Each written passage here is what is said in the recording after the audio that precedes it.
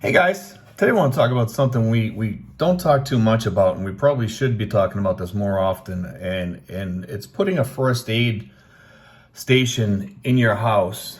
In my first aid station, I keep things for fevers. Sometimes my girlfriend, her kids come over here and they have a fever or what have you, and it's good to have like an ice pack in your freezer, but also you can buy those packs that you squeeze and all of a sudden they turn cold or whatever. Or you can buy a fever thing that sticks to your head, keeps you cool and everything like that. And those are great to have around the house too.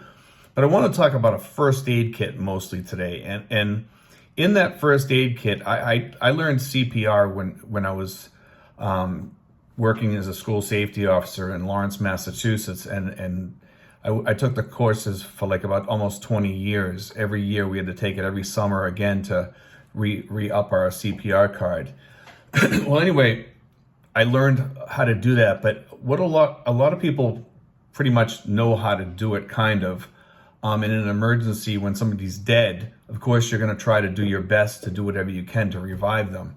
But you should really learn CPR over here, because CPR is something that is we should be trained in a lot more, especially the Filipinos, on how to do it and how to do it properly and everything. And I'm not going to give a course on that.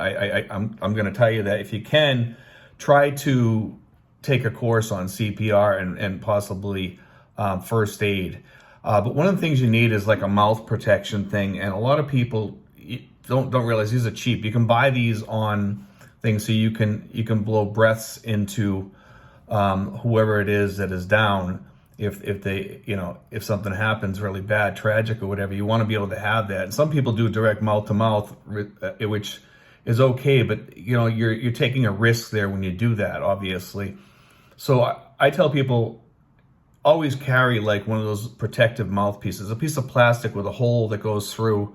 You can actually use a piece of plastic and poke a hole to blow the breaths in if you have to, as something if you're afraid of catching something, or you don't know the person or what have you. It might be worth it to go out and buy one of these things. They're very cheap. I bought 5 of them. I think it was less than $1 on Lazada. Very cheap. And then I filled it up with all kinds of Band-Aids, iodine, hydrogen peroxide. I got all kinds of stuff. The gauze pads, thermometer. You can even put a forehead thermometer in there if you want. And you can even do more if you really want to get into it. But mine is over here. I'm going to bring it over here to show you what I got here. And this is it right here. And you can see the fever thing. And I also have a mask, rubber gloves. I have up behind me and the thing behind me, but I also have baby wipes there, so you can wipe your hands and stuff if you're cleaning a cut or whatever. Or they also have those plastic things, butterfly bandages. Instead of using stitches, you can put those on if need be, if you're out in the provinces and you're far away from a hospital. I also got calamine lotion in there and a bunch of other stuff. I got a load of alcohol, isopropyl alcohol. Like I said, hydrogen peroxide. I also have things to wrap a gauze on you, like around your arm, one of those elastic bandages. Let me show you. One of these here, the elastic bandages. And those are great to have, and you should have more than one of those. I actually have 2 in here. And I went out the other day and I bought a lot of this stuff, and it definitely makes you feel safer if something happens, because eventually somebody's going to cut themselves with a knife or hurt themselves or fall near your house or whatever, and it happens, and then you go looking for this stuff and you can't find it. You're looking for it, and it's just like you're struggling to find it in your house. You got it somewhere, so it's great to have like it at a place that you can just go in there and grab it. And that's an emergency box. It's an emergency first aid box. I bought that on Lazada. I think it was on sale for like about 200 pesos or whatever. And you can't go wrong with that because of the fact that, it's right there. I put it right near the bathroom, so you don't have to look at it all the time. I know where it is, and it's right here. I can sit. I have a seat right here. Let's say there's somebody here and they put their arm in front of me. I can wrap it or whatever right here. So I put it in this location here. I was thinking about putting it near the front door, but I also have a first aid kit that I can grab and I made it up. It's in this little red thing. I showed it before on here one time, and it's great because you can grab it, and it has the CPR stuff in there that you can put over the face. It has gauzes, it has iodine in there, and it has a bunch of other stuff that I put in there, alcohol, all the stuff you need. So if somebody outside my door, is hurt or whatever, you can run out there and help them. And it just gives you a little bit of peace of mind. We're lucky that we live really close to several hospitals here, and there's a doctor's office not too far from us either. So it's great that we have those facilities here, because we can just run up there and get it done there. But if it's late at night or something happens, at least you're ready. It's not going to cost you that much to put all that stuff up. You can probably do it for both of the things that I have, between the compact one that you can carry. I'd say about 3,000 pesos. I think I spent maybe 4,000 pesos for everything, including the thermometer. And I also have a forehead thermometer that you can, it's got the laser thing there or whatever.